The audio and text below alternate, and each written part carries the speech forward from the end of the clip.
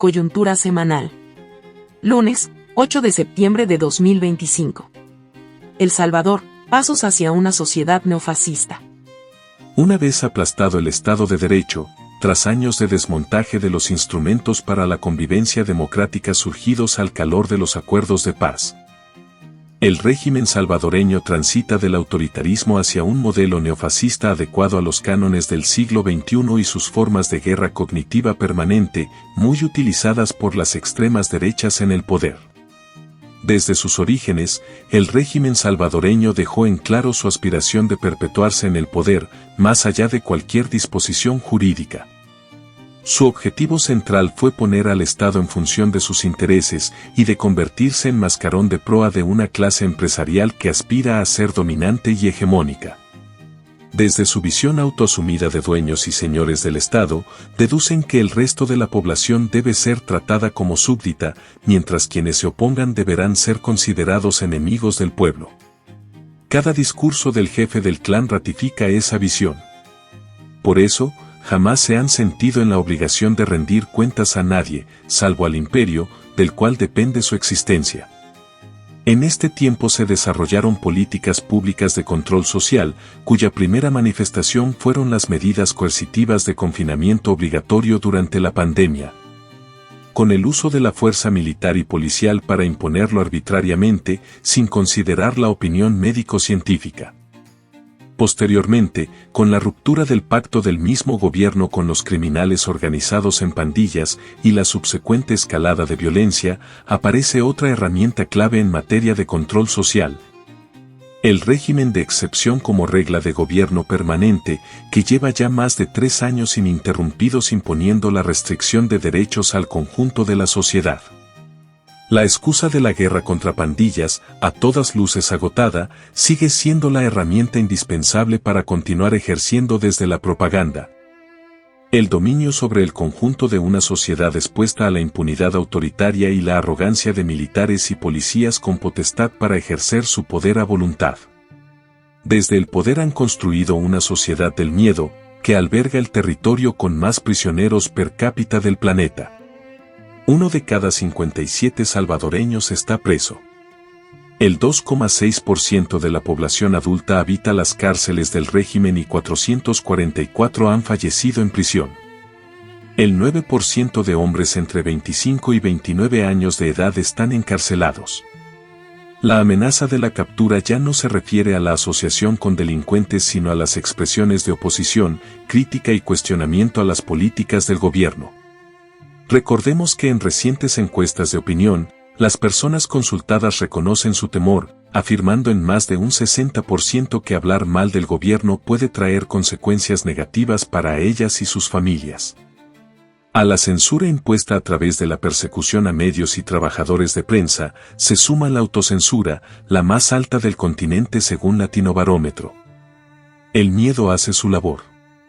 Poco a poco los medios de prensa críticos se callan o abandonan el país, algunos cesan actividades por asfixia económica, mientras organismos encargados de velar por los derechos humanos se exilian, como sucedió con Cristosal, o cierran definitivamente, como acaba de anunciar la Fundación de Estudios para la Aplicación del Derecho, FESPAD, decana de las luchas sociales y legales por el respeto a los derechos del pueblo.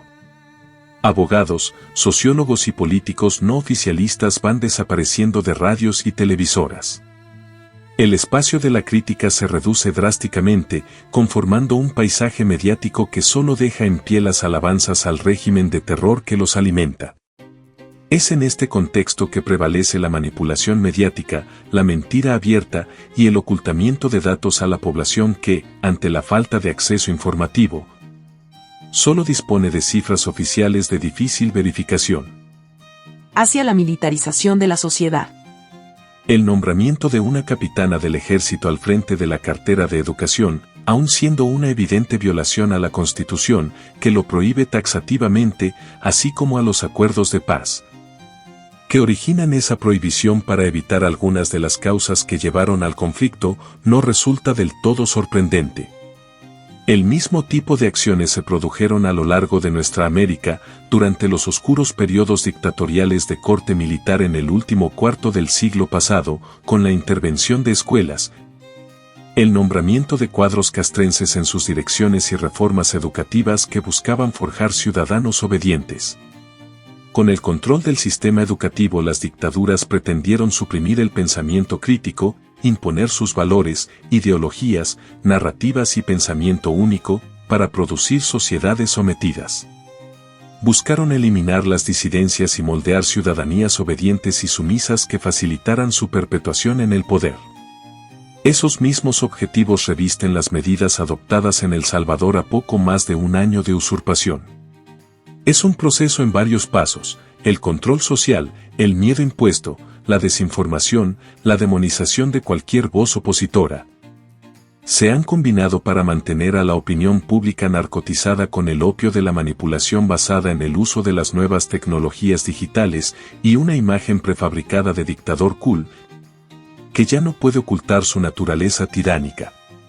Como señala un reciente artículo de opinión de la revista Gato Encerrado, el brazo represivo del régimen de excepción también ha llegado a las escuelas e institutos de educación media. Docentes han denunciado que desde 2022 las direcciones departamentales de educación han impuesto a los centros educativos públicos el uso de una ficha de disciplina escolar en la que consignan el comportamiento irregular de los estudiantes dentro y fuera de los centros educativos. El perfilamiento conductual de algunos jóvenes, aun cuando no está referido a delitos, ha derivado en diversos casos en la intervención policial, captura y procesamiento penal de estudiantes. Se trata de un mecanismo de disciplinamiento represivo de aquellos estudiantes que no encajen en la norma, y su consecuente estigmatización y criminalización. Esta medida podría estar contribuyendo al abandono escolar de muchos niños y adolescentes, dado el temor de ellos y sus familiares de que sean criminalizados y encarcelados. Las medidas cosméticas, a la vez que represivas y clasistas, adoptadas desde el Ministerio de Educación, tales como la exigencia de determinados cortes de cabello, vestimenta, o el arbitrario sistema de demérito impuesto, no hacen más que ratificar la filosofía del actual gobierno, que necesita una sociedad poco educada, sumisa, obediente al ordeno y mando, empobrecida y, sobre todo, susceptible de seguir creyendo los distractores oficialistas y las promesas de mejoras que nunca llegan. Esa es la sociedad neofascista necesaria para el proyecto en desarrollo, una sociedad que no solo obedezca, sino que se fanatice o, de lo contrario, guarde, por miedo o por convicción, un silencio cómplice o cobarde. Resulta imprescindible para el proceso de neofascistización emprendido, seguir contando con algún aval de masas.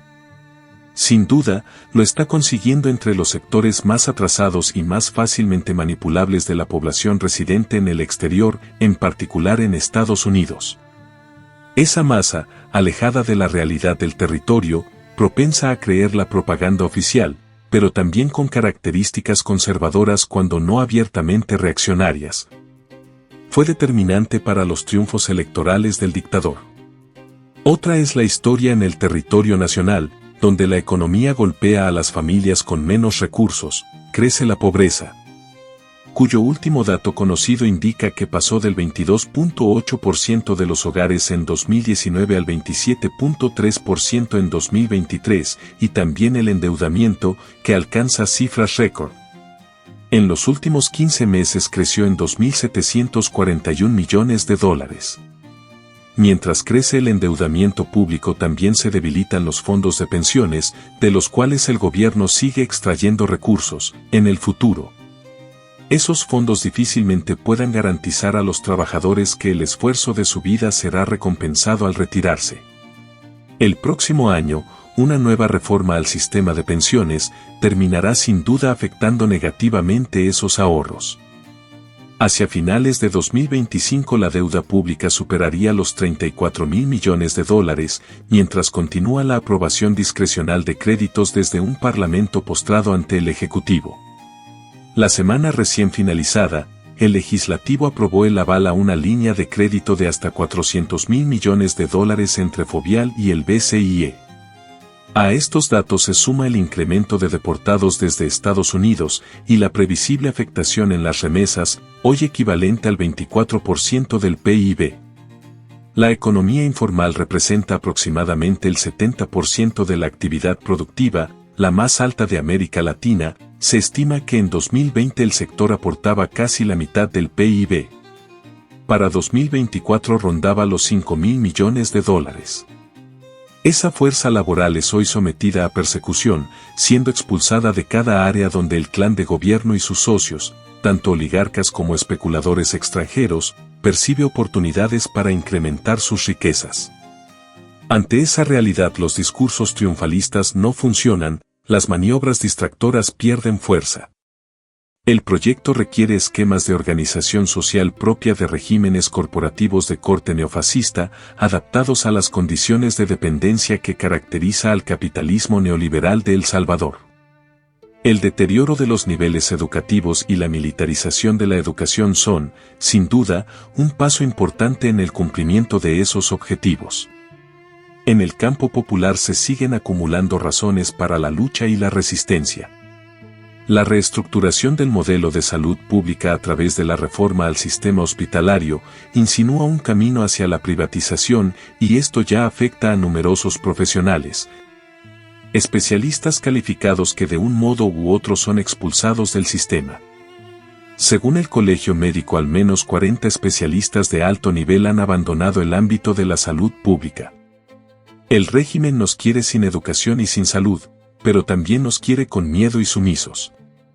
La eliminación, directa o indirecta, de las vías de denuncia o de defensa de los derechos del pueblo, de los canales de información alejados de la órbita oficial, apunta a ese modelo de sociedad del miedo y el fanatismo que quiere construir. La tarea de los sectores populares conscientes no será solo resistir, sino avanzar seriamente hacia la unidad en la acción, destinada a derrotar estas políticas reaccionarias con un programa de lucha que apunte a la organización y la movilización, para la defensa de un país cada vez más entregado a una élite corrupta y a especuladores extranjeros que ven oportunidades para el despojo de sus recursos tanto naturales como humanos.